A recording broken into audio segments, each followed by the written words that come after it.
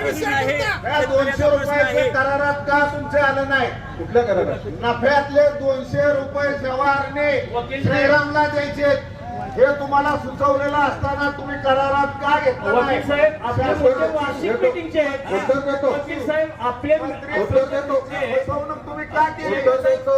सभासदांचे नुकसान विशेष तुम्ही का सभेचे केलं? उत्तर देतो. थांबा एक मिनिट थांबा. वकील साहेब तुम्ही आता बोललेलं आहे, आता मला उत्तर देऊ द्या. 44 कोटी रुपयाचं याच्या आता मला उत्तर देऊ द्या. ठीक आहे आता एक झालं, अजून बरेच विषय आहेत. आता हा विषय फक्त ह्या विषयापुरता आहे, तरी तुमच्या ह्या प्रश्नाचं मी उत्तर देतो.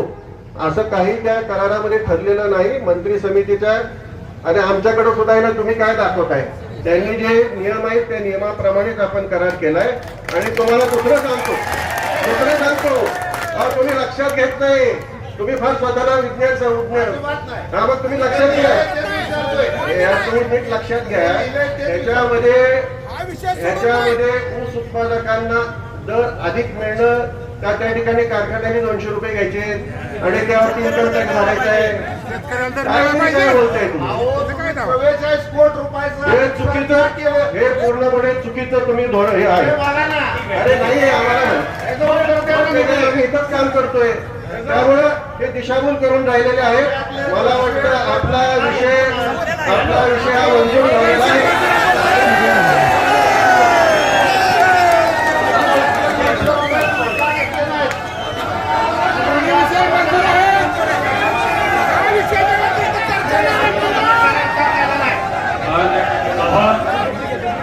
बाबा आपल्या सर्वांना उपस्थित हा एकच विषय झालेला आहे.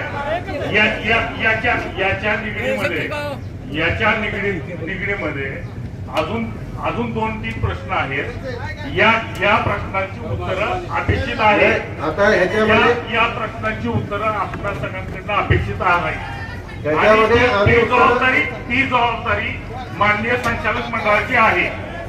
आणि हे उत्तर हे कुठेही सभा कुठं वादांती किंवा कुठं गोंधळाची करायची नाहीये. ही सभा सभासदाला त्याचा अधिकाराचा त्यांनी जे प्रश्न कन्क्लूड करून आणलेले त्या प्रश्नाचं उत्तर अपेक्षित आहे. हे बघा आता ही जी खास सभा आहे ती तेवढ्या पुरतीच आहे.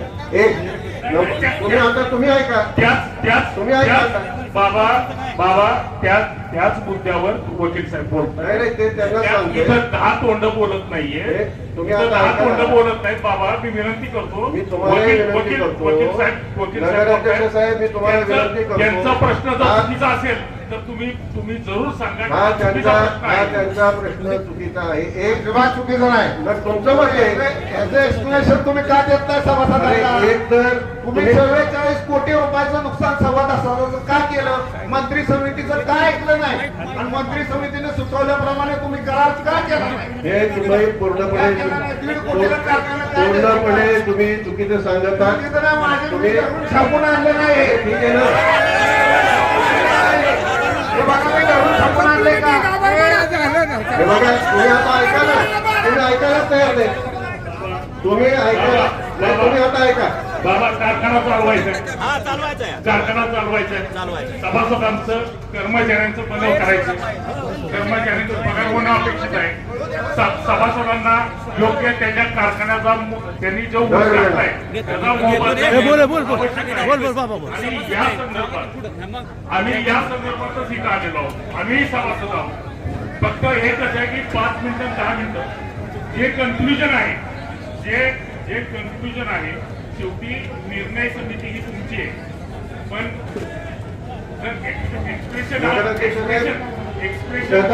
विषय काय होतोय ते मागच्या कराराचं बोलताय.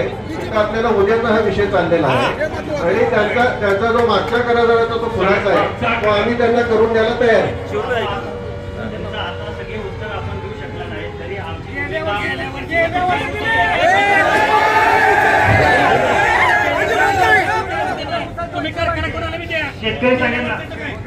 हे बघा तुम्हाला तुमचा विषय थोडक्यात सांगतो. जे काय आपलं ठरलेलं आहे त्याप्रमाणे त्याची तरतूद ऐका तुम्हाला ऐकायचं का ऐकायचं नाही. जे काही ठरलेलं आहे जो काही शब्द गेलाय त्याप्रमाणे गेल्या उसाचं पेमेंट होणार. जे काय ठरलेलं आहे त्याप्रमाणे होणार. जे ठरलेलं आहे ते होणार. आपण हा वार्षिक सभेचा meeting आहे. ठीक आहे तुम्हाला करा बोला.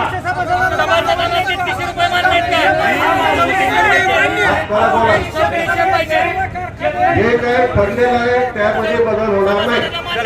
तुम्हाला मान्य नसू द्या, आता ते ठरलेलं आहे बदल होणार नाही. हा विषय वार्षिक सभेचा एक विषय बोला. विषयच नाही हा. बोला बोला. ऐका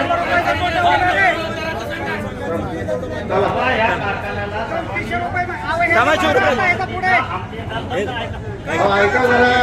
आमची अशी भूमिका होती इथे याच्या आधी की आपल्याला सभासदांनी विश्वास ठेवलाय आपल्यावर, आमचा पण गटाचा विश्वास आपल्यावर आहे, आपण चालवावं कारखाना ही आमची भूमिका होती. परंतु तुम्ही आपल्या भाषणात जे सांगितले ते पण सत्य आहे की शॉर्ट मार्जिनमुळे तुम्ही अडचणीत आहे. परंतु आमची एकच विनंती आहे, जे आता नवीन करार होशील बाबा ते आमचे पण लोक विश्वासात घ्या आणि असा करार करा की ह्यो मध्ये गेला जसं जवाहर 3 वर्षानं गेला आणि मग आपल्याला लायबिलिटी टाकली.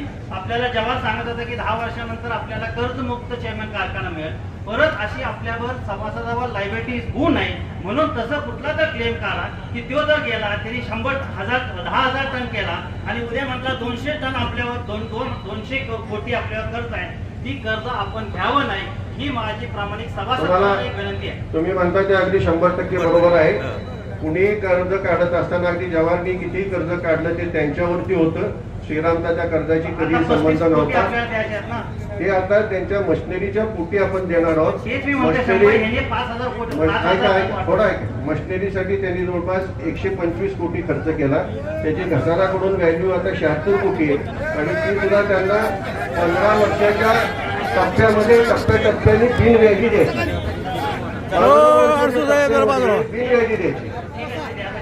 आता ह्या करारामध्ये तुम्हाला निश्चितपणे विश्वासात घेऊन तुम्हाला दाखवून हा करार केला जाईल. त्याच्यामध्ये कुठेही अंतिम राहणार नाही. तुम्हाला विश्वासात घेऊन हा करार केला. ठीक आहे चला.